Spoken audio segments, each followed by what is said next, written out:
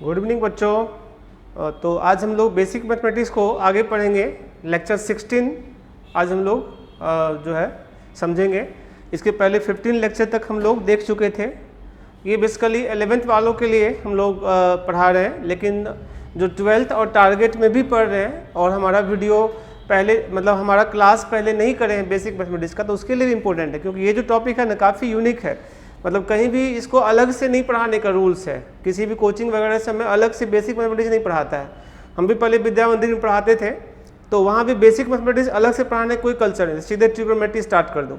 अब सोचो इतना कुछ जो हम लोग पढ़े हैं 15 लेक्चर में, और भी आगे 2-3 लेक्चर पढ़ेंगे, 4 लेक्चर, तो ये सब कितना काम पड़ता होगा। हर चैप्टर में इसका क्वेश्चन में काम पड़ता है। सपोज करो तुम मॉडुलस नहीं जानते हो, तो तुम कोई भी चैप्टर पढ़ोगे, मान लो अलजेब्रा पढ़ रहा है, उसके अंदर मॉडुलस का यूज हो सकता है। कैलकुलस पढ़ रहा है, उसमें अक्सर यूज होते रहता है मॉडुलस का। अभी तुम ग्रेटेस्ट इंटीजर पढ़े हो लास्ट क्लास में 15 लेक्चर में, तो इसका भी काफ़ी ज़्यादा काम पड़ता है। और इवन डायरेक्ट भी क्वेश्चन आता है यहाँ से। बेसिक मतलब ये मत समझो कि एकदम बेसिक लेवल का है, बहुआ वाला है, ऐसा नहीं है। इसे डायरेक्ट भी क्वेश्चन आता है। 2-3 क्वेश्चन कभी कभी आता है जेई में भी। जैसे लॉगरिथम से क्वेश्चन दे देगा, ग्रेटेस्ट इंटीजर से दे देगा, मॉडुलस से भी दे सकता है ना। हम तो कराए ही है क्वेश्चन पीछे, प्रीवियस ईयर क्वेश्चन वगैरह सब, ठीक है। तो मतलब ये खुद में एक चैप्टर है, लेकिन बेसिक नाम इसीलिए दिया गया है क्योंकि इसका यूज हर चैप्टर में पड़ेगा। 11th में भी पड़ेगा और 12th में पड़ेगा। तो थोड़ा सा इसको सीरियसली पढ़ना, ठीक है। थोड़ा टफ है ये सेक्शन, तो हम हालांकि डिटेल में पढ़ा रहे हैं। 2-3 बार रिवाइज करके एक अच्छा सा नोट बनाना और बार बार उसको रिवाइज करना, पढ़ना।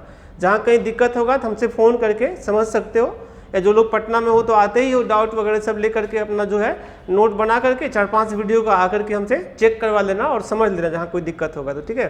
क्योंकि ये टॉपिक काफ़ी सेंसिटिव है। अगर ये वीक हो जाएगा ना, तो यही मैथ्स का फाउंडेशन है।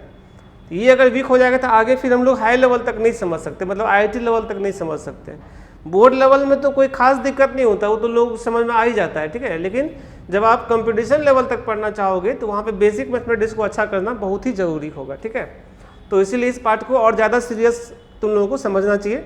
इसके बाद हम लोग 3-4 क्लास के बाद जब टॉपिक में आएंगे, यानी कि ट्रिग्नोमेट्री स्टार्ट होगा, तो वहाँ से हम लोगों का जो है चैप्टर ईजी हो जाएगा, वहाँ से समझना काफ़ी आसान हो जाएगा, ठीक है। क्योंकि ये हम जाते हैं ऊपर लेवल तक ले करके, तो वहाँ तक थोड़ा सा ये होता है। लेकिन अगर अच्छा से पढ़ोगे, रेगुलर वीडियो देखोगे और समझोगे बार बार, तो समझ में आ जाएगा, कोई दिक्कत नहीं होगा। ऐसे ऑफलाइन क्लास होता तो फिर काफ़ी अच्छे से हम लोग उसमें बच्चे को ऑब्जर्व करते हैं, कैसे क्या पोजीशन है, उसको अलग से टाइम देते हैं, या क्लास में भी कई बार समझाते हैं। अब ऑनलाइन क्लास में तो हमारे सामने हो नहीं, तुमको खुद से अपना केयर करना होगा, ठीक है। उसी को बार बार पढ़ना, बार बार नोट को रिवाइज करना, और जहाँ जहाँ नहीं समझ में आया पेंसिल से मार्क कर लेना, ताकि उसको हम लोग बाद में समझ सकते हैं, ठीक है। तो चलिए आज हम लोग ग्रेटेस्ट इंटीजर के आगे बढ़ते हैं बेसिक मैथमेटिक्स में। और आप लोग ऐप तो डाउनलोड कर ही लिए होगे, है ना। आप लोगों का कोड है DKAF01। इस बैच में रिक्वेस्ट भेजना, ठीक है। और एप्लीकेशन का क्या नाम है? Mathematics bye Dilip Kumar Arya. Mathematics bye, सब कैपिटल या स्मॉल लिखना, पहले कैपिटल उसके बाद स्मॉल, ठीक है। दिलीप कुमार आर्या, ये ऐप का नाम है। मैरून कलर में होगा, D लिखा हुआ लोगो, ठीक है। तो उसमें खोज करके उसको डाउनलोड कर लेना है, और ये बैच कोड है, ये डालना है और कांटेक्ट कर लेना है एडमिशन के लिए, ठीक है। अच्छा होगा। फिर ऐप सब लोग डाउनलोड करके रखोगे तो आगे हम लोग कुछ दिन के बाद जो है ना ऐप पे क्लास स्टार्ट करेंगे, ठीक है। बेसिक मैथमेटिक्स पूरा खत्म होने के बाद हम ऐप पर स्टार्ट करेंगे क्लास ट्रिग्नोमेट्री से, ठीक है। या हो सकता है ट्रिग्नोमेट्री का भी कुछ चैप्टर हम 11th का यूट्यूब पर ही पढ़ेंगे और बाद में ऐप पर पढ़ेंगे, ठीक है। डाउट वगैरह सब का डिस्कशन ऐप पर होगा, लेकिन अभी कुछ दिन तक यूट्यूब पर क्लास कंटिन्यू रहेगा। इसलिए जो कोई बाहरी स्टूडेंट हमारा वीडियो देख रहे हैं वो लोग देख सकते हैं, क्योंकि ये यूनिक है। क्योंकि ये जो टॉपिक है ना, कहीं भी अच्छे से पढ़ाई नहीं होता है बेसिक मैथमेटिक्स का, ठीक है। तो इस कारण से बच्चे का बेस वीक रह जाता है, इसलिए इसको आप लोग समझना। कोई अदर कोचिंग का भी स्टूडेंट हमारा वीडियो देख रहे हैं तो उसके लिए भी काफ़ी ज़्यादा इंपॉर्टेंट है। इसलिए हम चैप्टर को बीच में ड्रॉप नहीं करेंगे। ऐप पर तो हम आने वाले हैं, लेकिन चैप्टर को ख़त्म करने के बाद आएंगे, ठीक है। तो बेसिक भी पढ़ लेंगे, और 11th में कुछ ट्रिगो तक हम यूट्यूब पर ही क्लास लेंगे, ठीक है। 12th वाला का तो क्लास आ जाएगा ऐप पर, अब बहुत जल्दी फंक्शन कंप्लीट होने के बाद ऐप पर आ जाएगा 12th वाले का क्लास, ठीक है। बोर्ड वाला भी और 12th प्लस जेई वाला भी। लेकिन 11th का और जेई का जो रिवीजन क्लास है वो अभी आते रहेगा यूट्यूब पर, ठीक है। चलते आज हम पढ़ने वाले हैं इसमें fractional part of a number. ऐसे हम फ्रैक्शनल पार्ट का थोड़ा बहुत डिस्कस उसमें भी किए थे ग्रेटेस्ट इंटीजर में, ठीक है, लेकिन आज और डिटेल में डिस्कस करेंगे, ठीक है। तो देखो बेटा, जैसा कि हम जानते हैं x इक्वल टू क्या होता है, इंटीजर प्लस फ्रैक्शन। इस इंटीजर को ही कहते हैं हम लोग ग्रेटेस्ट इंटीजर, और ये कहते हैं फ्रैक्शनल पार्ट, ठीक है। यही पढ़ना है हम लोग, ये तो पढ़ ही चुके हैं पिछले क्लास में। This is greatest integer GI, और ये फ्रैक्शनल पार्ट है, फ्रैक्शनल पार्ट ऑफ x। और जैसा कि हम सब जानते हैं फ्रैक्शनल पार्ट का जो वैल्यू होता है वो हमेशा 0 से 1 के बीच ही होता है, ठीक है। 1 से कम, मतलब 0 से कम नहीं होगा और 1 से अधिक नहीं होगा, 1 भी एग्जैक्टली नहीं होगा, ठीक है, फ्रैक्शनल पार्ट का वैल्यू। तो हम देखते हैं इसमें कुछ पॉइंट्स देखते हैं, ध्यान देना।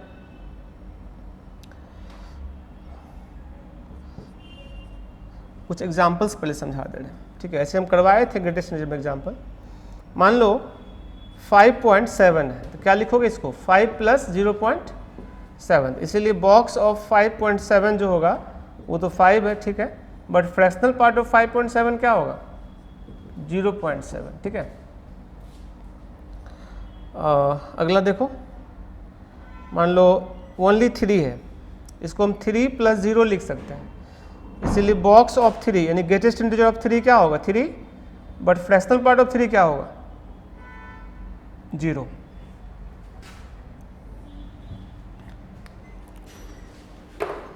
आगे देखो,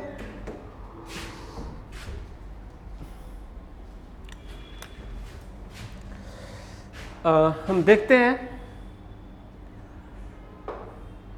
नेगेटिव में, जैसे -7.1 है, इसको लिखोगे आप -8 प्लस 0.9। चाहते तो -7 माइनस 0.1 लिख सकते थे, लेकिन फ्रैक्शन नेगेटिव नहीं होता, इसलिए आगे से लेना पड़ेगा इसको। इसलिए इसका ग्रेटेस्ट इंटीजर जो है -7.1 का वो -8 होगा, और फ्रैक्शनल पार्ट होगा -7.1 का 0.9। और नेगेटिव का फ्रैक्शन निकालने का एक और मेथड होता है, ठीक है, इसको यहाँ समझा दे रहे हैं सेकेंड मेथड से। देखो, fractional part of minus of 7.1 है, इसको तुम ऐसे लिख देना 1 minus fractional part of 7.1, positive कर लेना है, ठीक है। यानी 1 माइनस इसका क्या होगा, 0.1, 1 माइनस 0.1 क्या होता है, 0.9, यही तो है इसका फ्रैक्शनल पार्ट, ठीक है। आगे चलते हैं, जैसे कि मान लो -5, इसका होगा -5 प्लस 0, यानी बॉक्स ऑफ -5 तो तुम जानते ही हो -5 होता है, फ्रैक्शनल पार्ट ऑफ -5 क्या होगा, 0। यानी कोई भी इंटीजर का फ्रैक्शनल पार्ट 0 होगा, चाहे वो नेगेटिव हो या चाहे पॉजिटिव हो, ठीक है, हमेशा 0 होगा। चलो आगे देखते हैं, कुछ प्रॉपर्टीज देखते हैं इसका ऑफ फ्रैक्शनल पार्ट।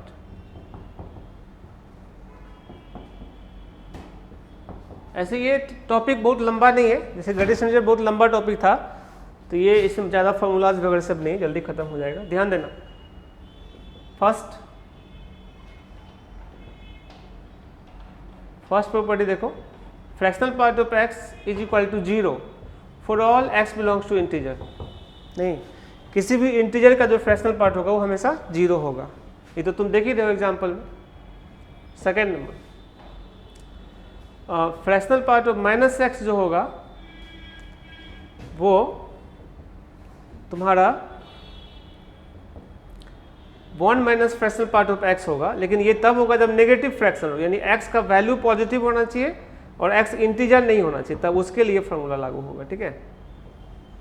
यहाँ बताए थे, एक और एग्जांपल करवा देते हैं, जैसे -7.7 का दूसरा लेते हैं, -5.3, इसका निकालना है फ्रैक्शनल पार्ट।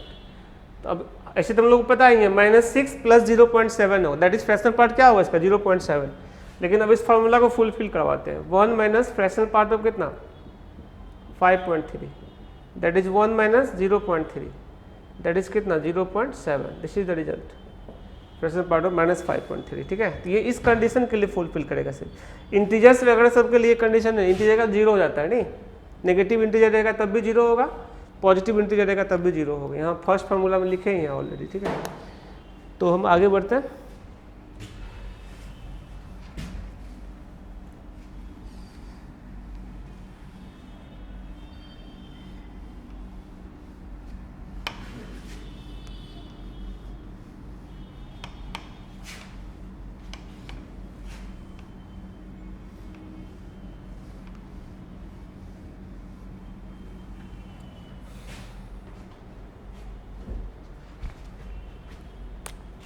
चलो next third number, fractional part of x plus fractional part of minus x, इन दोनों का सम अगर रहेगा इसका दो रिजल्ट होगा। एक तो 0 होगा जब x बिलोंग्स टू इंटीजर, जब इंटीजर होगा तो क्या होगा 0, अदरवाइज ये 1 होगा हमेशा जब x इंटीजर नहीं होगा तब।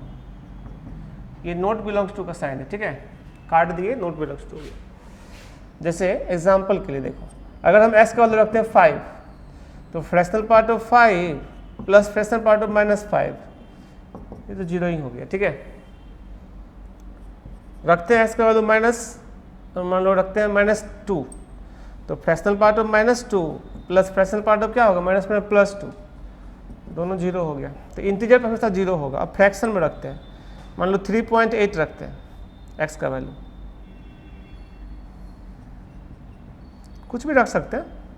तो fractional part of 3.8 plus fractional part of -3.8, ठीक है ना।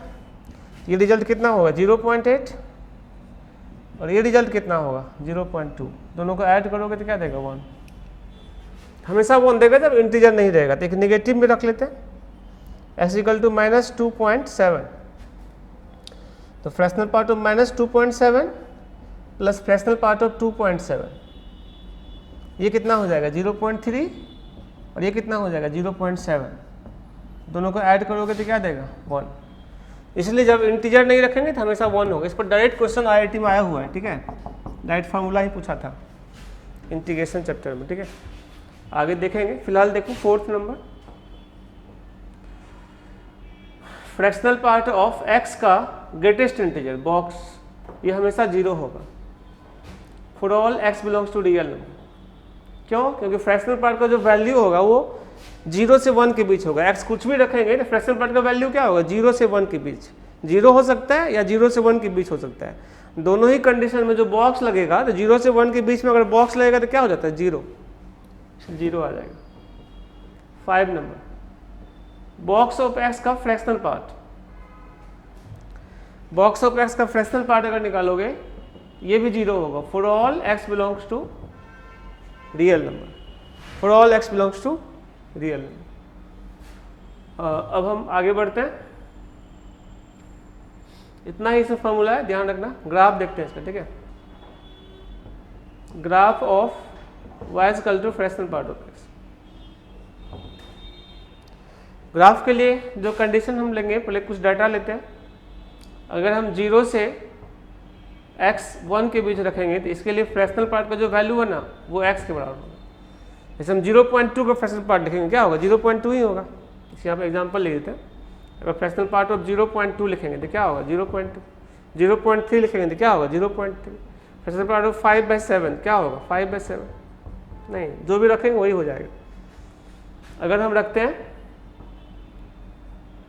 If 1 is less than equal to x is less than 2, इन सब नंबर के लिए जो है फ्रैक्शनल पार्ट का जो वैल्यू होगा वो x - 1 देगा, ठीक है। कैसे x - 1 देगा देखो, मान लो हम रखते हैं 1.3 का फ्रैक्शनल पार्ट, तो जानते हैं 0.3 होगा, लेकिन इसको ऐसे लिख सकते हैं 1.3 - 1 क्या होगा 0.3, 1 घटा देंगे तो फिर फ्रैक्शन आ जाएगा, ठीक है। If 2 is less than equal to x is less than 3, इसके लिए जो है फ्रैक्शनल पार्ट होगा x - 2। ये कैसे देखो,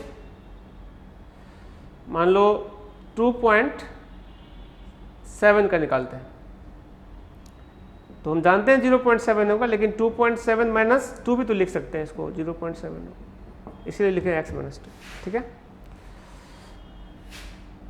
एंड सो ऑन, ऐसा हम नेगेटिव में भी जा सकते हैं। If -1 less than equal to x is less than 0, इन सब के लिए जो फ्रैक्शनल पार्ट होगा वो x + 1 होगा एंड सो ऑन। इसी डाटा के आधार पर हम लोग अभी इसका ग्राफ बनाएंगे, ठीक है, समझना सही से ग्राफ बना रहे, नोट करो जल्दी से।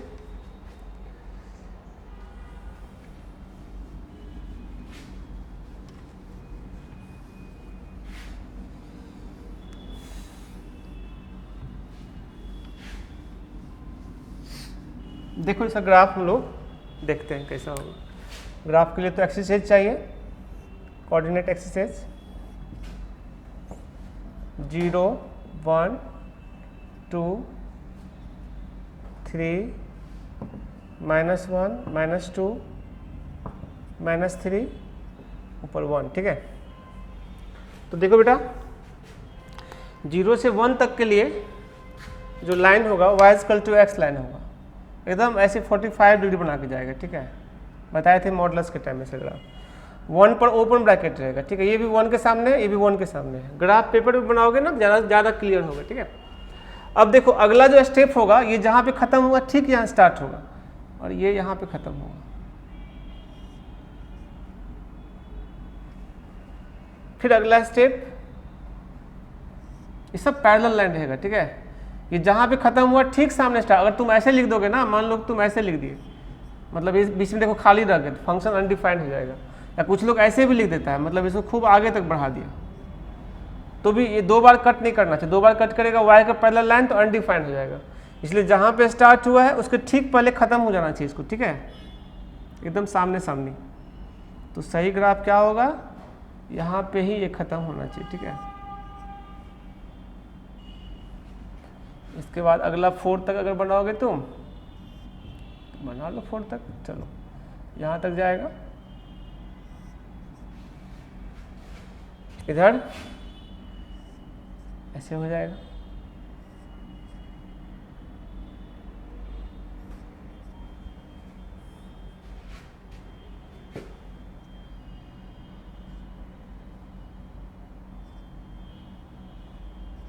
ये तो y = 1 के सामने सामने हाइट होना चाहिए, ठीक है।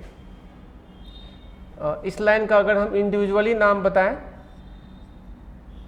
क्या नाम होगा, y = x, बताए भी थे 0 से 1 के बीच क्या होता है, y = x। इस लाइन का इंडिविजुअली नाम क्या होगा, y = x - 1। इसका नाम क्या होगा, y = x - 2, क्योंकि 2 से पास कर रहा है ये क्या होगा, y = x - 3 and so on, चलते जाएगा इनफिनाइट तक।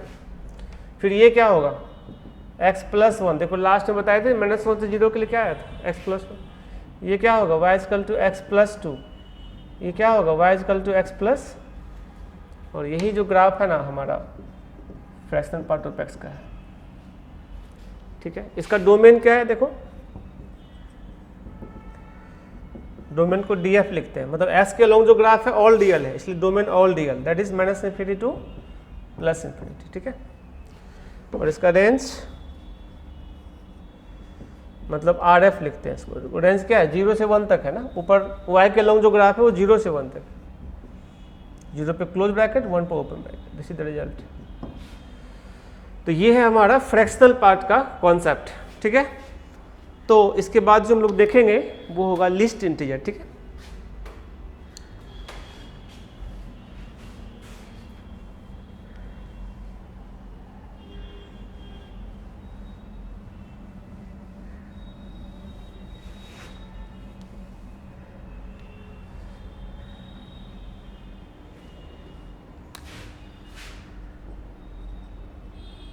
List integer of a number, किसी नंबर का लिस्ट इंटीजर क्या होता है, ये कॉन्सेप्ट देखो क्या होता है। The integer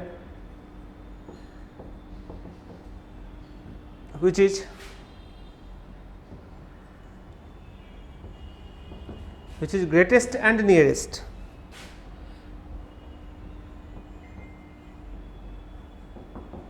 to x is called list integer of x, और इसको डिनोट करते हैं, इट इज डिनोटेड बाय, ये स्मॉल ब्रैकेट से डिनोट करते हैं, और ऐसे करके लिखते हैं, ठीक है। ऊपर में सिर्फ मोड़ेंगे, जो बिग ब्रैकेट लिखते हैं ना ग्रेटेस्ट इंटीजर, उसमें नीचे ऐसे लिखते थे, नहीं दोनों साइड मोड़ते थे, बट ऊपर भी नीचे भी। लेकिन इसमें क्या करना है, सिर्फ ऊपर मोड़ना है, ठीक है, नीचे नहीं मोड़ना है, ठीक है, नीचे नहीं मोड़ना, नीचे सीधा रहना। This is list integer. तो दोनों सिंबल फेमस, ज़्यादा फेमस यही है, लेकिन ये भी चलता है, ठीक है। तो यहाँ पर जो वर्ड यूज किए हैं देखो, ग्रेटेस्ट एंड नियरेस्ट। इसके पहले जो बताए थे ग्रेटेस्ट इंटीजर, उसमें क्या था, स्मॉलेस्ट एंड नियरेस्ट, यानी कि दो नंबर के बीच, दो इंटीजर के बीच कोई नंबर अगर होता है तो छोटा वाला जो इंटीजर होगा उसका नाम होगा ग्रेटेस्ट इंटीजर, और जो बड़ा वाला इंटीजर होगा उसका नाम होगा लिस्ट इंटीजर, ठीक है। नाम थोड़ा उल्टा है, ग्रेटेस्ट वाला छोटा वाला नंबर होता है और लिस्ट वाला बड़ा वाला नंबर होता है। ऐसा इसलिए रखा गया है क्योंकि जो नंबर है, मान लो 3.2 लेते हैं, तो वो 3 और 4 के बीच है, तो 3.2 का ग्रेटेस्ट इंटीजर क्या होगा 3, और 3.2 का लिस्ट इंटीजर क्या होगा 4। तो नाम इसीलिए लिया गया, रखा गया था कि 3.2 जो है ना वो 3 से क्या है ज़्यादा, इसलिए उसका ग्रेटेस्ट इंटीजर 3 था, और 3.2 जो है वो 4 से क्या है कम, इसलिए उसका लिस्ट इंटीजर क्या है 4। आगे समझो, डिनोटेड बाय दिस। जैसे अगर हम n is less than x is less then और इक्वल टू n+1 लेते हैं, n is less than x is less then और इक्वल टू n+1 लेते हैं, तो इन सभी के लिए जो है लिस्ट इंटीजर वो होगा अगला integer n+1। As for example 3.5 है मान लो, इसका लिस्ट इंटीजर क्या होगा 4, चूंकि ये 3 और 4 के बीच है। जैसे 7.1 है, इसका लिस्ट इंटीजर क्या होगा 8, क्योंकि ये 7 और 8 के बीच है। अगर हम कोई नंबर इंटीजर रखते हैं, मान लो कि 5, इसका लिस्ट इंटीजर क्या होगा 5। अगर हम नेगेटिव में रखते हैं -2.7, इसका होगा -3, सॉरी -2, नॉट -3, बिकॉज जो -2.7 है वो -3 और -2 के बीच में यहाँ पे लाई करेगा, इसलिए इसका। तो ये हम लोग का लिस्ट इंटीजर का एग्जांपल्स है, इसको समझ लो। आगे बढ़ते हैं हम लोग इसका कुछ प्रॉपर्टीज वगैरह सब डिस्कस करते हैं, ठीक है।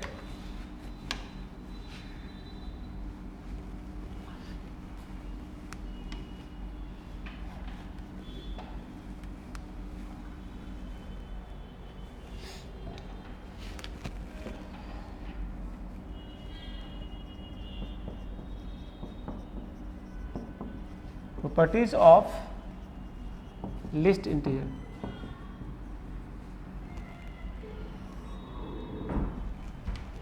Properties of list integer.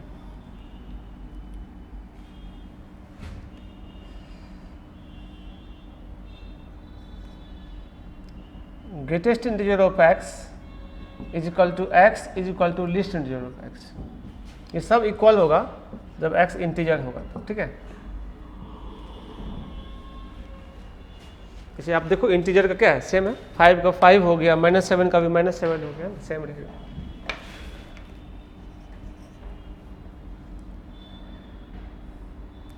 List fractional part of x का लिस्ट इंटीजर ये 2 हो सकता है, मतलब 0 होगा जब x इंटीजर होगा और 1 होगा जब x इंटीजर नहीं होगा तब।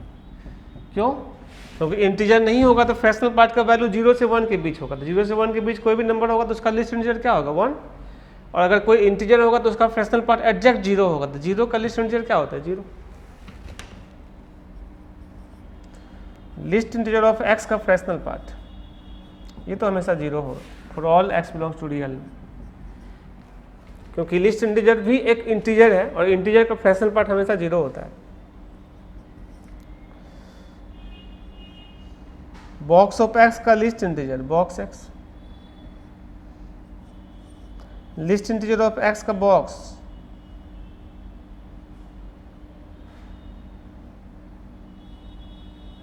लिस्ट इंटीजर, ठीक है। खैर प्रॉपर्टी सब कोई खास इंपोर्टेंट इसका नहीं है, अभी ग्राफ देखते हैं और अब इसके बाद जो टॉपिक स्टार्ट होगा वो काफ़ी इंपॉर्टेंट होगा हम लोग का, जिसमें लॉगरिथम हम पढ़ेंगे, ठीक है।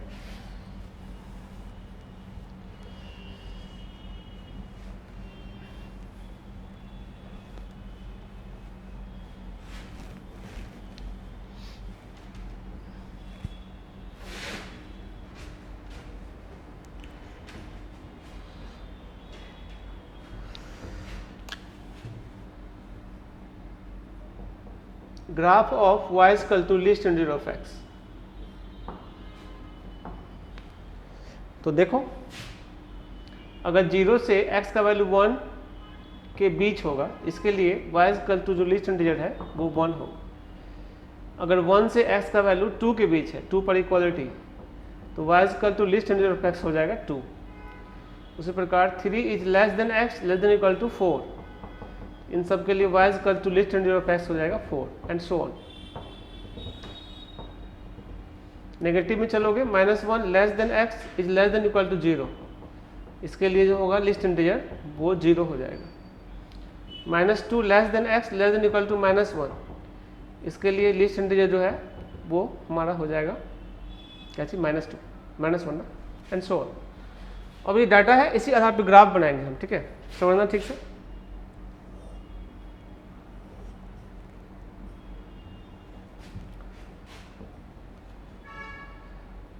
वन 2 3 4 -1 -2 -3 1 2 3 -1 -2। तो देखो 0 से 1 तक के लिए लीस्ट इंटीजर क्या होगा 1, 0 पर ओपन ब्रैकेट और 1 पर क्लोज ब्रैकेट।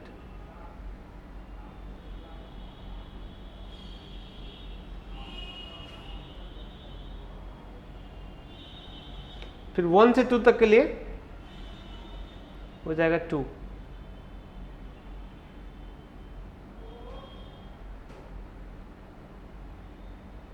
1 पर ओपन ब्रैकेट 2 पर क्लोज ब्रैकेट, ठीक है।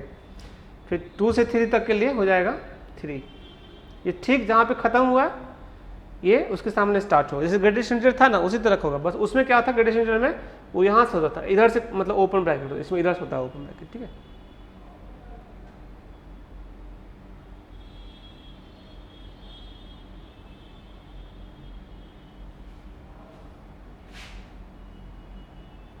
देखो डाटा में भी लिखा हुआ है 0 से 1 तक के लिए क्या है 1, y इक्वल टू 1, x का पैरेलल लाइन होता है, x का वैल्यू 1 से 2 रहेगा, y इक्वल टू क्या मिलेगा 2, देखो y इक्वल टू 2 है। 2 से 3 रहेगा तो क्या होगा y इक्वल टू 3, तो 3 पर यहाँ क्लोज है, 2 पर ओपन, क्योंकि 2 पर 2 मिलता है ना, 2 से थोड़ा बड़ा होगा तब 3 मिलेगा जाके।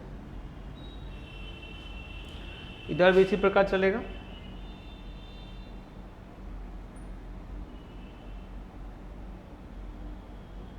-2 से -1 तक के लिए हुए, फिर -3 से -2 तक के लिए होंगे एंड सो ऑन, ठीक है। ये जो बनाया है ना ब्लू कलर में, यही ग्राफ है तुम्हारा लीस्ट इंटीजर ऑफ x का। इसका भी नाम स्टेप फंक्शन होता है। क्या नाम होता है? Step function. देखो ना स्टेप स्टेप चल रहा है नहीं। अब देखो इसका डोमेन क्या होगा, ऑल रियल नंबर, क्योंकि x के अलोंग जो ग्राफ है क्या है ऑल रियल, मतलब x तो कुछ भी डाल सकते हैं ना इसके अंदर। और रेंज ऑल इंटीजर्स, रेंज देखो 0 है 1 है 2 है 3 है, 0 से 1 के बीच कोई वैल्यू नहीं है y का, 0 के बाद सीधे 1, 1 के बाद 2, 2 के बाद 3, यानी इंटीजर्स है रेंज। और डोमेन क्या है ऑल रियल नंबर। तो ये हम लोग का लिस्ट इंटीजर का कॉन्सेप्ट है, इसको आप लोग जल्दी से नोट करो, ठीक है। ये हम लोग कंप्लीट कर चुके हैं, इसके आगे हम लोग अब न्यू टॉपिक शुरू करेंगे, ठीक है। जल्दी से इसको आप लोग लिख लो। चलो तो अब हम स्टार्ट करेंगे आप लोगों का लॉगरिथम। ये बहुत इंपॉर्टेंट टॉपिक होगा। ये सब टॉपिक का डेफिनेशन बस लिखना समझना और ग्राफ देख लेना है, बहुत ज़्यादा ये इम्पोर्टेंट नहीं है। और बहुत ज़्यादा इसमें थ्योरी भी नहीं था, ऑलरेडी देख ही रहे हो, इतना तो कर ही सकते हो, है ना। लेकिन अब जो हम पढ़ेंगे वो सबसे ज़्यादा इम्पोर्टेंट टॉपिक है, वहाँ से आप लोगों का डायरेक्ट भी क्वेश्चन रहता है, एनडीएसएम में तो 4-5 क्वेश्चन रहता है वहाँ से, ठीक है, लॉगरिथम से। तो इसको आप लोग सही से समझना, और चैप्टर में भी काफ़ी ज़्यादा यूज होता है उसका, ठीक है। तो ये चैप्टर बेसिक मैथमेटिक्स का सबसे ज़्यादा इम्पोर्टेंट चैप्टर होने वाला है, ठीक है, लॉगरिथम। तो हेडलाइंस लगाएंगे, लॉगरिथम। देखो, y is equal to log x on the base a। तो यहाँ जो x है ना, इस x का नाम है इनपुट, लिख देते हैं। इसको पढ़ा क्या जाएगा, log x on the base a, ये पढ़ा जाएगा, ठीक है। तो x को कहते हैं इनपुट ऑफ लॉगरिथम, ठीक है।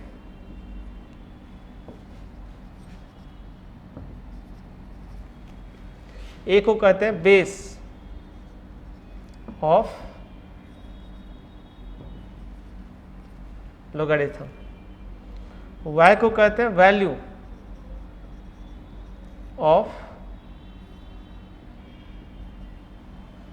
लॉगरिथम, ठीक है। तो देखने वाली बात यह है कि जो है इसमें 1-2 पॉइंट हम लिख रहे हैं, इसको समझना चाहिए। log x on the base a is defined if x is greater than 0, a is greater than 0 and a does not equal to 1। ये 3 पॉइंट बहुत इंपॉर्टेंट है, तभी लॉग डिफाइंड होगा। यानी x यानी इनपुट पॉजिटिव होना चाहिए, बेस पॉजिटिव होना चाहिए और बेस 1 नहीं होना चाहिए, तभी लॉग डिफाइंड होगा, अदरवाइज लॉग डिफाइंड ही नहीं होगा, ठीक है।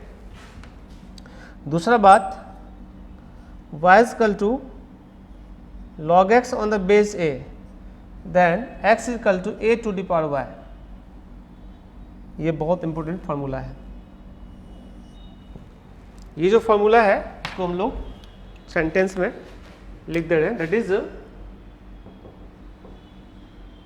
Input is equal to base to the power value.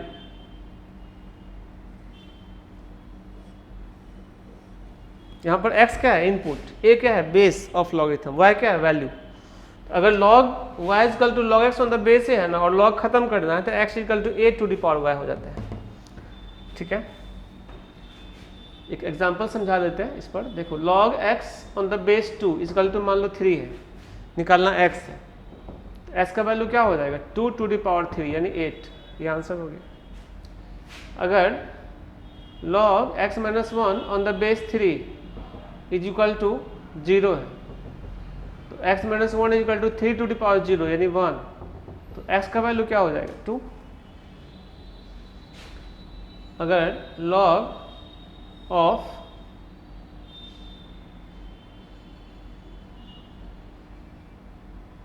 x plus 2 on the base 1/3 is equal to 1, तो यहाँ से निकालना है x प्लस 2, तो क्या होगा 1/3 to the power 1, that is x equal to 1/3 minus 2 यानी माइनस 5/3।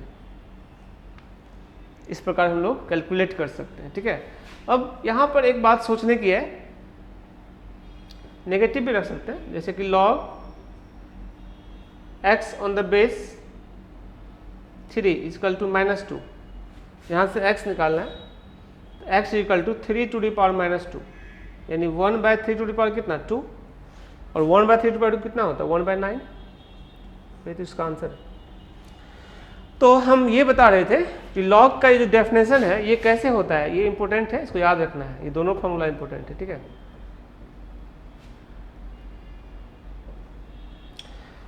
ये क्यों होता है, ये नहीं होगा तो लॉग क्यों अनडिफाइंड होगा, हालांकि ये डेफिनेशन है,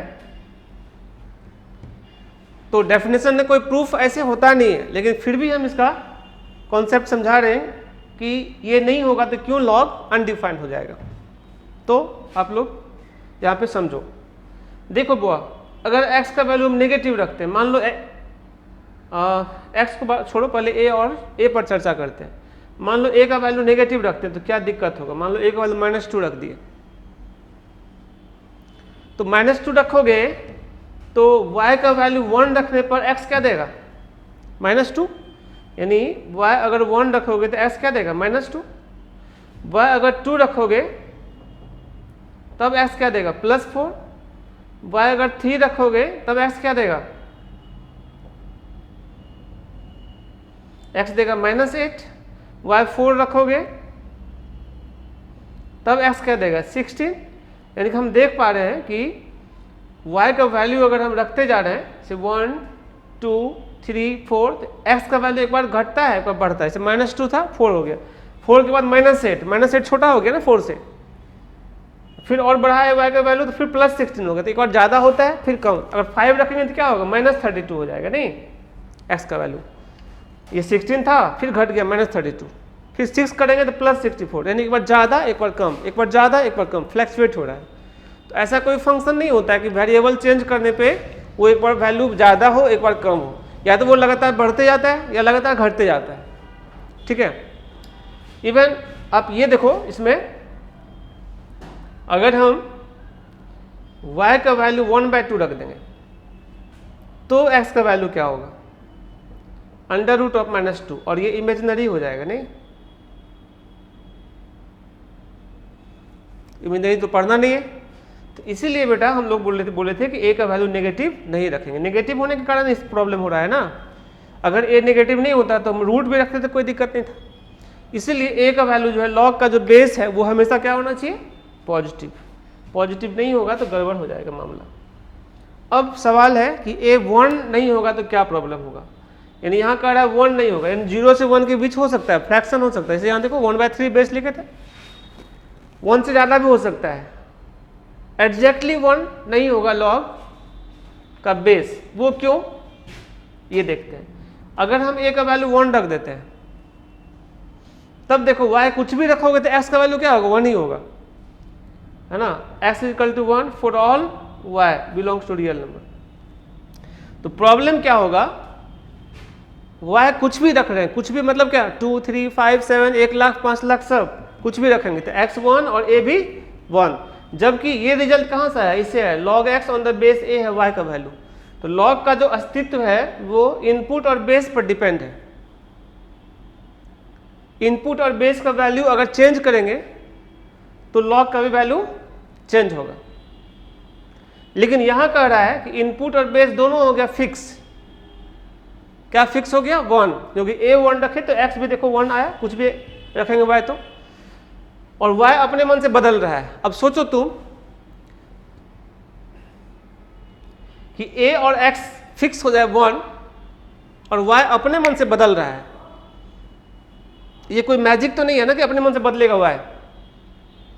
इनपुट और बेस चेंज होगा जब भी तो y बदलेगा। तो इसीलिए a का वैल्यू 1 नहीं होता है। 1 होगा तो ऐसा प्रॉब्लम हो जाएगा, नहीं एग्जैक्टली 1 नहीं होगा, 1 से कम हो सकता है, 0 से 1 के बीच, फिर 1 से अधिक हो सकता है। नेगेटिव तो खैर नहीं होगा, है ना, वो तो बता ही दिए थे।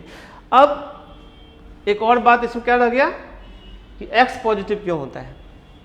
तो x तो पॉजिटिव होगा ही भाई। अब तुम कुछ भी रखो ना, मान लो 2 की पावर आप रखो -2 तो 1/4 पॉजिटिव ही तो है। अगर y नेगेटिव भी हो जाएगा तब भी x हमेशा पॉजिटिव मेंटेन ही रहेगा, इसलिए x तो कभी नेगेटिव होगा भी नहीं ऐसे भी, ठीक है। तो ये 3 चीज़ जो है बहुत इंपॉर्टेंट है लॉग होने के लिए, log x on the base a defined होने के लिए। एक बार फिर रिपीट करते हैं, a पॉजिटिव होना चाहिए, ठीक है, a नॉट इक्वल टू 1 होना चाहिए और x भी क्या होना चाहिए, पॉजिटिव होना चाहिए। ये 3 चीज़ होगा जब भी ये लॉग डिफाइंड होगा। और ये एक फार्मूला है जो कि बहुत इंपॉर्टेंट है लॉग का डेफिनेशन के लिए। आगे हम बहुत सारा प्रॉपर्टी पढ़ेंगे, लेकिन अभी पहले ये समझो, इसको नोट करो जल्दी से, आगे देखते हैं।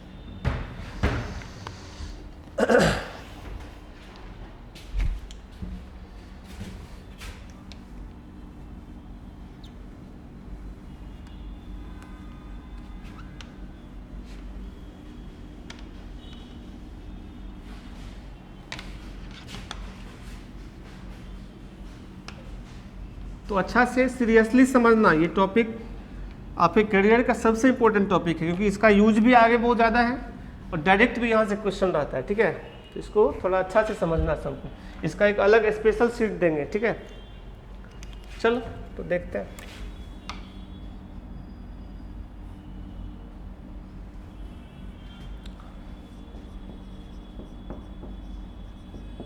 प्रॉपर्टीज ऑफ लॉगरिथम, ठीक है। इसका प्रॉपर्टीज हम लोग समझते हैं। First, log 1 on the base A हमेशा 0 होगा।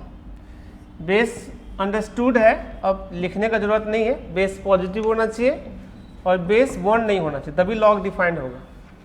तो सब जगह ये लिखेंगे नहीं। तो इनपुट का वैल्यू जब 1 हो जाएगा तो वैल्यू 0 हो जाएगा लॉग का। ये तो ऐसे भी समझ सकते हैं मुझमानी, देखो 1 इजकल टू क्या है, a टू द पावर 0, और a टू द पावर 0 होता क्या है, वो भी तो 1 ही होता है ना। किसी भी चीज़ की पावर 0 करने से क्या होता है, 1। हम नंबर सिस्टम में बताए भी थे कैसे होता है, प्रूफ किए थे। तो 1 is equal to a to the power 0, तो 1 इजकल टू 1 हो गया, नहीं सेटिस्फाई कर गया। ऐसे इसको हम प्रूफ भी कर दे रहे हैं। Let log 1 on the base a, हम x मान लेते हैं। तो 1 इजकल टू क्या होगा, a to the power x, और 1 को हम a टू द पावर 0 तो लिख सकते हैं। इसका मतलब है कि x इक्वल टू क्या आ गया, 0, और x इक्वल टू 0 आना मतलब ही हो गया log 1 on the base a equal to 0, proved हो गया, ठीक है। Next formula second number, log a on the base a equal to 1, यानी इनपुट और बेस अगर सेम हो जाएगा तो उसका वैल्यू 1 हो जाएगा। यहाँ भी स्पष्ट है, ये सब बात अब लिखने का जरूरत नहीं है। a पॉजिटिव होगा और a नॉट इक्वल टू 1 होगा, जब भी हम लोग का लॉग डिफाइंड होगा, नहीं बेस लॉग का डिफाइंड होना चाहिए। तो ये फार्मूला भी हम बिना लिखे समझ सकते हैं। देखो कैसे, a is equal to a to the power 1, यानी इनपुट इजकल टू क्या होता है, बेस की पावर वैल्यू। तो a is equal to a to the power 1, और a टू द पावर 1 भी क्या होता है, a, तो इक्वल तो हो गया।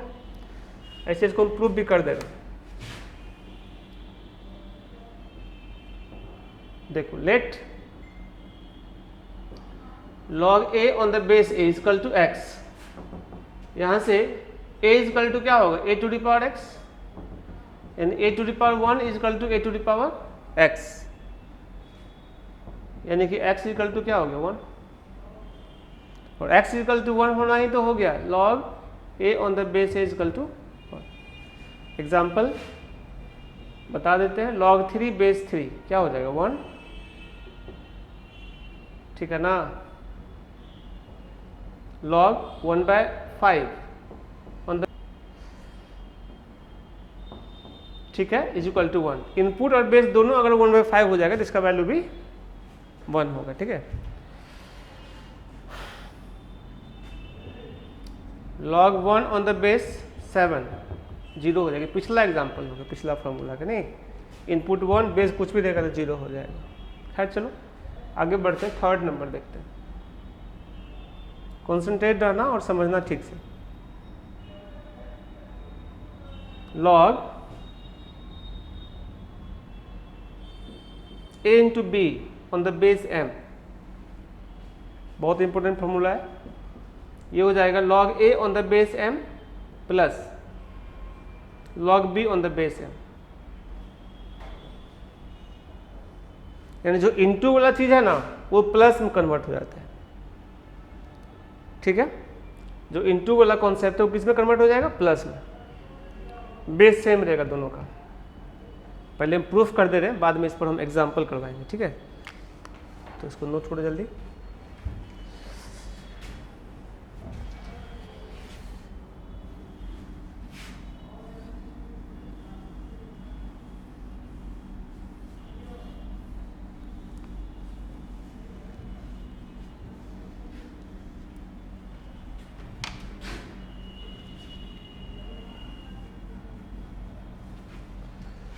देखो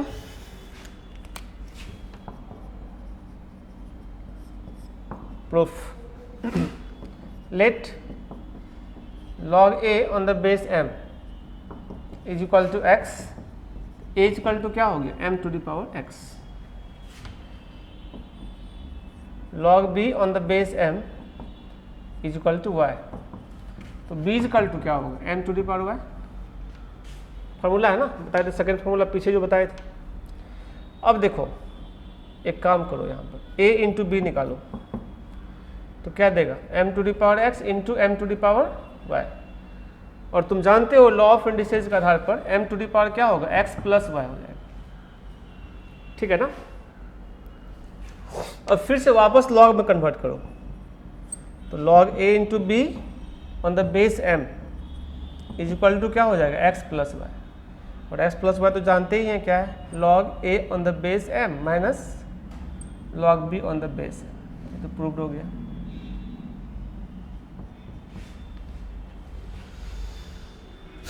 ये कैसे हुआ है एक बार फिर समझा देते हैं। देखो हम पीछे पढ़े थे, याद करो, y equal to log x on the base a अगर है, x इक्वल टू क्या होता है, a to the power y। एक बार फिर समझाते हैं इसको। Input is equal to base की पावर वैल्यू। अगर ये है तो ये फॉर्मूला हो रहा है, तो ये है तो ये फॉर्मूला भी तो होगा, यानी जो पावर है वो लॉग का वैल्यू हो जाता है, ये जो बेस है कांस्टेंट वो लॉग का बेस हो जाता है, और ये जो x दिख रहा है वो लॉग का इनपुट हो जाता है। यहाँ वैसा ही कुछ है, ये जो पावर है वो क्या हो जाएगा, लॉग का वैल्यू हो जाएगा, ये लॉग का बेस हो जाएगा, और ये लॉग का इनपुट हो जाएगा। इसलिए इस चीज़ को अगर वापस से लॉग में कन्वर्ट करेंगे तो log a into b on the base m is equal to x plus y हो जाएगा, और एक्स प्लस वाई का वैल्यू वापस से यहाँ से रख दिए, और ये तो प्रूव्ड हो गया।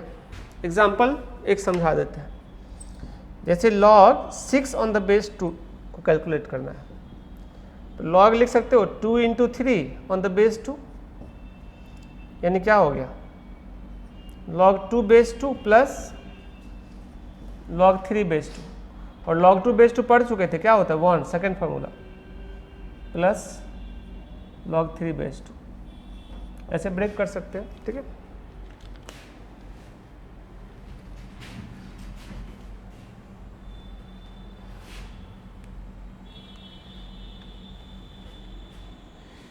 चलो आगे देखते हैं। थर्ड के बाद फोर्थ फार्मूला देखते हैं, log a by b on the base m, ये हो जाएगा log a on the base m minus log b on the base m। जो डिवीजन है ना वो माइनस में कन्वर्ट हो जाता है। प्रूफ तो सेम तरीका से कर सकते हैं, हम कर दे रहे हैं।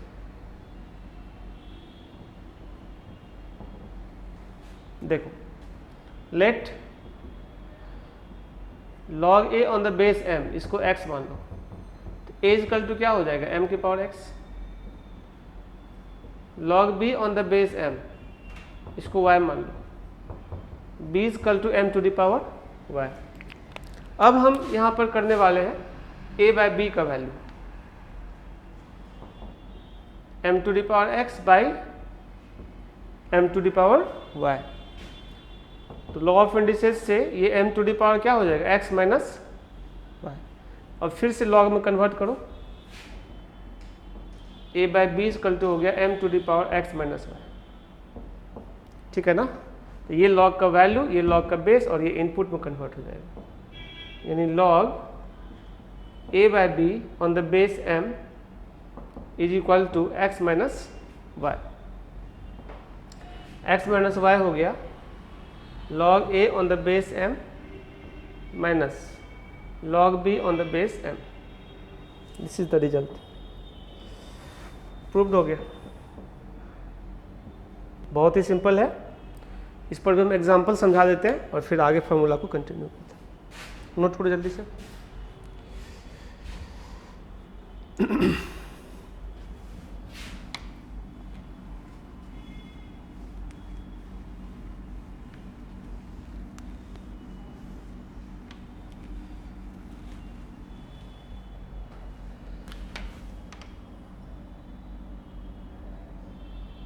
देखो बेटा, अगर हम लिखते हैं log 8/5 ऑन द बेस 2, तो इसको आप कैसे लिखोगे, log 8 on the base 2 minus log 5 on the base 2। अच्छा, इसमें एक एक्स्ट्रा फॉर्मूला भी लग जाएगा, log 8 ऑन द बेस 2 को हम log 2 की power 3 on the base 2 minus log 5 on the base 2 लिख सकते हैं। और इसके आगे हम फार्मूला बताएंगे, ये वाला 3 इंटू log 2 बेस 2, पावर जो है ना बाहर गुना हो जाता है, ये फार्मूला अभी प्रूफ नहीं किया, तो 3, और ये क्या होगा 1 माइनस log 5 बेस 2, फाइनली क्या होगा 1 माइनस log 5 बेस 2, ये इसका खैर चलो इस पर हम एग्जाम्पल तो कर लिए, लेकिन कुछ और फॉर्मूला पढ़ेंगे तब खुल के एग्जाम्पल कर सकते हैं। बहुत सारा अगर इंटू रहेगा, मान लो log a1 into a2 into a3 up to an on the base m, ठीक है, तो सब अलग अलग लॉग में कन्वर्ट हो जाएगा। log a1 on the base m plus log a2 on the base m plus log a3 on the base m plus up to so on log an on the base m। ये generalize हो गया जो हमारा third formula था ना उसका, ठीक है। जितना भी इनटू रहेगा सबका सब प्लस में कन्वर्ट हो जाएगा, ठीक है। इससे एक नया फॉर्मूला भी जनरेट कर सकते हैं। तो इसमें पुट कर दें a1 is equal to a2 is equal to a3 is equal to up to so on an, सबके जगह पे a पुट कर देते हैं। जितना भी a1 a2 a3 दिख रहा है ना, सबके जगह पर हम a पुट कर देते हैं। तो रिजल्ट क्या होगा, log a n times a to the power n on the base m is equal to, ये क्या हो गया, log a n बार n log a on the base m। ये तो फॉर्मूला था जो हम लोग ऊपर यूज किए थे ना, फॉर्मूला का देखो यहाँ यूज किए थे, पावर बाहर गुना होता है, यही तो हुआ है, a की पावर n रहेगा तो बाहर मल्टीप्लाई हो जाता है। इनपुट का जो पावर होता है वो लॉग के बाहर मल्टीप्लाई कर सकते हैं, ये भी एक फार्मूला है। तो यानी कि जो 5 नंबर है उसमें दो फार्मूला हो गए, एक तो ये वाला हो गया इनटू वाला रूल, और एक पावर वाला भी इससे प्रूफ हो गया साथ में, ठीक है।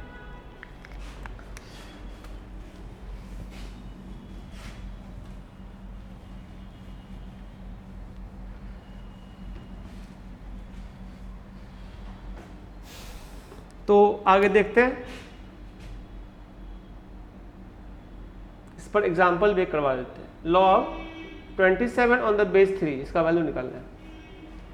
क्या होगा, log 3 to the power 3 on the base 3, ये कितना दिया 3 इंटू log 3 बेस 3, और log 3 बेस 3 तो 1 हो जाता है ना, तो 3 इंटू 1 यानी फाइनली क्या हो गया 3 log 1 by 32 on the base 2, इसको सॉल्व करना है। तो इसको लिख सकते हैं log 1 बाय 2 के पावर 5 ऑन द बेस 2, यानी 5 इंटू क्या हो गया log 1 by 2 on the base 2। इसको भी चेंज कर सकते हैं, 5 इंटू क्या हो गया log 2 के पावर -1, नहीं यहीं पर हम सीधे कर लेंगे -5, तो हम लोग को थोड़ा टाइम बचेगा, ठीक। यहाँ पे हम कर लेते हैं, एक स्टेप एक्स्ट्रा लिखने का क्या फ़ायदा है, 2 के पावर -5 तो लिख सकते हैं इसको ऑन द बेस 2, ठीक है। तो सीधे सीधे यहाँ -5 बाहर चला गया और बस क्या गया log 2 बेस 2, इसका वैल्यू तो 1 होता है, तो फाइनली क्या हो गया -5। This is the result. आगे देखो, चलो तुम समझ गए हो। log मान लो 1 by 81 on the base 1 by 3, तो log क्या हो गया 1 बाय 3 की power 4 on the base 1 by 3, ये क्या हो गया 4 into log 1 by 3 on the base 1 by 3। अब इनपुट बेस सेम है, इसका वैल्यू 1 हो जाएगा, फाइनली क्या हो गया 4। ये सब काफ़ी इजी है, आप लोग समझ गए हो। चलो आगे बढ़ते हैं, 6 नंबर फॉर्मूला देखते हैं। फार्मूला सारा इंपॉर्टेंट है इसका, ठीक है, इसको हल्के में मत लेना, टॉपिक बहुत इंपॉर्टेंट है। जितना भी फार्मूला हम बता रहे हैं ना सब इंपॉर्टेंट ही है इसका, ठीक है। सब पे बहुत सारा क्वेश्चंस करना है और अच्छे से समझना, जहाँ कहीं भी दिक्कत होगा तुरंत पूछना है, ठीक है। तुरंत तो नहीं पूछ सकते हो, मतलब पूछना है बाद में देखने के बाद। अब लाइव क्लास स्टार्ट करेंगे तो तुम लोग का तुरंत भी जो पूछना होगा पूछ सकते हो। तो हम अगला जो बता रहे हैं, एक एक्स्ट्रा कॉन्सेप्ट बता रहे हैं, ठीक है। देखो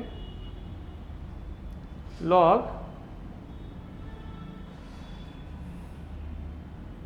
x on the base e, इसको हम लोग ln x में लिखते हैं, ठीक है।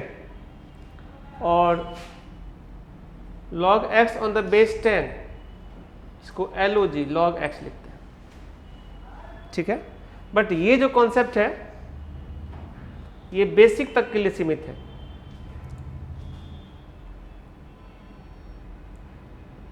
बेसिक लॉगरिथम और ये कहो लॉग टेबल, ठीक है। बेस जिसमें 10 रहता है ना तो उसका बेस मतलब छुपा हुआ रहता है। जैसे हम लोग जानते हैं ना, मान लो 5 की पावर 1 तो 1 तो छुपा हुआ रहता है, लिखते हैं क्या 5 अगर लिखा हुआ तो ऑलरेडी हम लोग समझते हैं क्या है 5 की पावर 1 है तो 1 छुपा हुआ है। उसी प्रकार स्क्वायर रूट ऑफ मान लो 3 है तो यहाँ 2 छुपा हुआ रहता है, ऐसे लिखो या चाहे ऐसे लिखो, दोनों सेम है, यहाँ 2 छुपा हुआ है, नाम ही है स्क्वायर रूट। तो बहुत सारा चीज़ साइलेंट रहता है। उसी प्रकार यहाँ बेस 10 अगर देगा तो बेस नहीं मेंशन करेंगे तो ऑलरेडी समझेगा लोग क्या है बेस 10 है। लेकिन ये बेसिक और लॉग टेबल के लिए। लेकिन जब तुम हायर मैथमेटिक्स पढ़ोगे, यानी हायर मैथमेटिक्स क्या, मैथमेटिक्स जो पढ़ रहे हो तुम IIT लेवल का, उसमें अगर बेस नहीं लिखा रहेगा तो बेस ई ही समझा जाएगा। क्योंकि कैलकुलस वगैरह सब में क्या है कि बेस ई का ही ज़्यादातर यूज होता है उसमें, ठीक है। बेस 10 अगर रहेगा तो ई में कन्वर्ट करना पड़ेगा, आगे हम बेस चेंज का फॉर्मूला बताएंगे। तो इसलिए अगर लॉग में बेस मिसिंग रहेगा तब भी बेस ई ही समझेंगे वहाँ पर, ठीक है। लेकिन बेसिक का लॉगरिथम या लॉग टेबल में या केमिस्ट्री क्लास में इवन जो केमिस्ट्री क्लास आप करते हो ना, लॉग टेबल और केमिस्ट्री क्लास, तो केमिस्ट्री क्लास में लॉग का डिटेल कॉन्सेप्ट नहीं पढ़ना, वहाँ बस लॉग टेबल का यूज होता है, ठीक है। इन सब में जो है ना ये यूज करना है। लेकिन अगर हम मैथमेटिक्स क्लास का बात करेंगे या हायर मैथमेटिक्स का बात करेंगे तो उसमें अगर बेस नहीं मेंशन रहेगा तब भी बेस ई ही समझा जाएगा। लेकिन जहाँ ln लिख दिया ln x तो वो तो क्लियर है कि बेस ई ही होगा, उसमें तो कोई कन्फ्यूजन ही नहीं है, ठीक है। कन्फ्यूजन कब होता है जब लॉग लिख दिया बेस नहीं मेंशन किया है। तो अगर बेस नहीं मेंशन किया है और तुम बेसिक लॉग पढ़ रहे हो, लॉग टेबल पढ़ रहे हो या केमिस्ट्री का किताब पढ़ रहे हो, वहाँ बिना बेस का लॉग दिख गया तो क्या मानोगे बेस 10। लेकिन मैथ की क्लास में कहीं भी या IIT के एग्जाम में कहीं भी बिना बेस का लॉग दिख गया तो क्या समझोगे ई, उसको नोट में लिख दे रहे हैं आगे, ठीक है। ऐसा इसीलिए क्योंकि कैलकुलस में या मैथमेटिक्स में हर जगह ln x यानी बेस ई का ही ज़्यादातर काम पड़ता है। इसके अलावा कोई भी बेस होगा तो इस पर कन्वर्ट करना पड़ता है। इसलिए कभी कभी अगर लॉग का बेस मिसिंग हो जाता है तो वहाँ पे ई ही बेस समझाया जाता है कैलकुलस वगैरह सब में, ठीक है।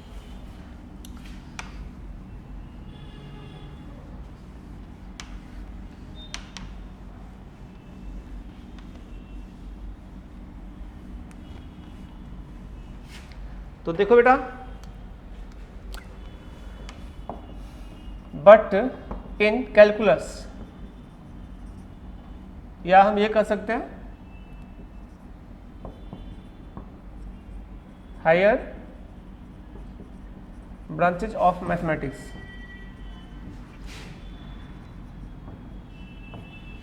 इस केस में अगर log x में बेस नहीं मेंशन किया है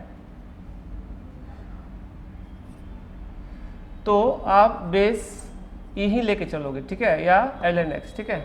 ये तीनों सेम बात होता है वहाँ।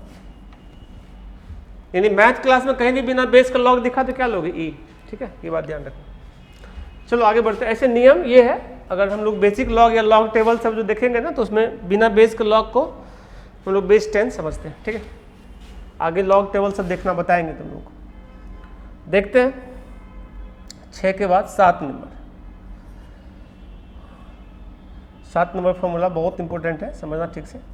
सब फॉर्मूला इंपॉर्टेंट ही है यहाँ पे, ठीक है। log a on the base b, log a on the base b, ये हो जाता है log a on the base m, log b on the base m। Same base पे अलग अलग डिवाइड कर सकते हैं, या सीधा सीधा तुम ऐसे भी लिख सकते हो log a कोई भी बेस रहेगा था ना, log b। प्रूफ कर दे रहे हैं, इस पर एग्जाम्पल भी करवा देंगे, ठीक है। समझना ठीक से, कॉन्सेंट्रेट रहना, बहुत इंपॉर्टेंट फॉर्मूला है ये।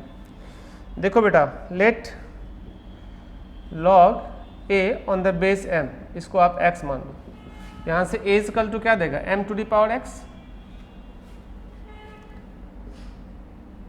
log b on the base m, इसको y मान लो। यहाँ से b इक्वल टू क्या देगा, m to the power y, ठीक है। और log a on the base b, इसको z मान लो। यहाँ से जो है a इक्वल टू होगा b to the power z, ठीक है ना। अब इसको हम लोग रिलेशन में लाते हैं, ठीक है।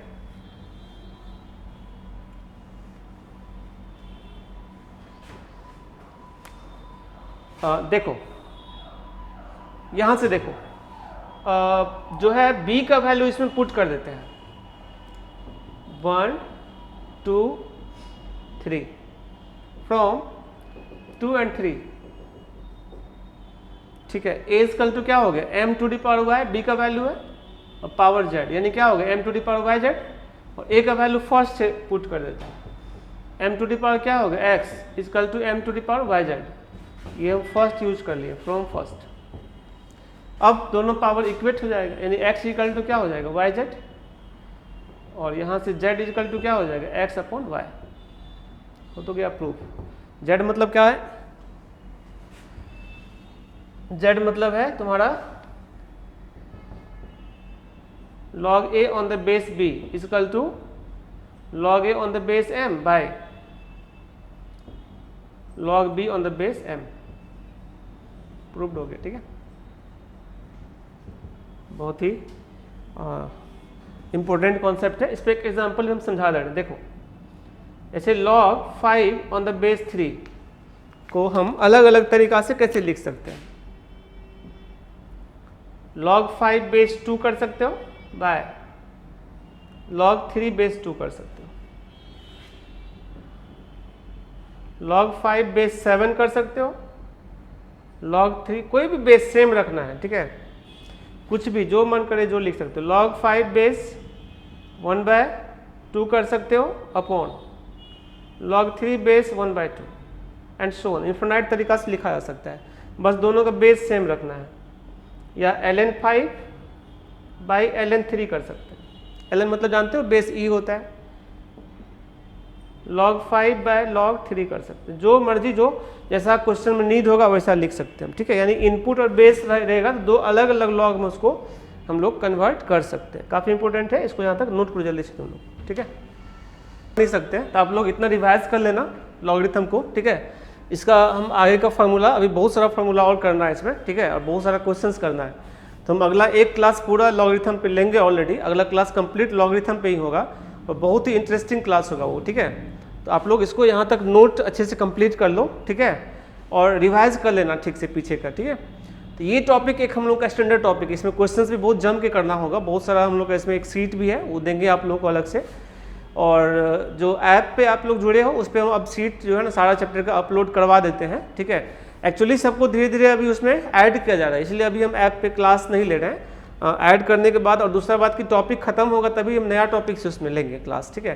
क्योंकि बहुत सारे बच्चे क्या है कि बाहर से क्लास देख रहे हैं, ठीक है, मतलब जो पटना नहीं आ सकते, दिल्ली से देख रहे हैं कुछ लोग, या कुछ लोग और बाहर से देख रहे हैं, तो वो लोग का बीच में डिस्टर्ब ना हो, इस कारण से हम लोग चाहते हैं कि जो है एक टॉपिक जैसे फंक्शन है तो पूरा खत्म हो जाए, बेसिक यूनिट पूरा खत्म हो जाए, उसके बाद ही हम ऐप के बारे में सोचेंगे कुछ, ठीक है। ऐसे 11th का क्लास हम आगे तक भी जो है यूट्यूब पर लेते रहेंगे। ऐसे लॉकडाउन भी देखते हैं, खुलने वाला है, देखो क्या होता है आगे हम लोग देखते हैं। फिलहाल आप लोगों का काम है पढ़ाई अच्छे से करना और एक सुंदर सा नोट बना करके उसको सब कुछ को अच्छा से लिखना, और जहाँ पर नहीं समझ में आएगा बेटा उसको लाइनिंग कर करके रखना और सब कुछ समझा दिया जाएगा बाद में, ठीक है। थोड़ा दिक्कत तो होता ही है ऑनलाइन पढ़ने में, लेकिन फिर भी आप लोग कोशिश करो कि अच्छे से करना। ये बहुत शानदार लेवल का पढ़ा रहे हैं बेसिक मैथमेटिक्स, एक बार आप अच्छा से समझ जाओगे ना तो आगे हमेशा के लिए 11th 12th में मैथ्स को समझने में आपको कोई दिक्कत नहीं होगा, चाहे किसी भी लेवल का आप मैथ्स पढ़ो, ठीक है। ठीक है बच्चे, मिलते हैं नेक्स्ट क्लास में, ठीक है, थैंक यू।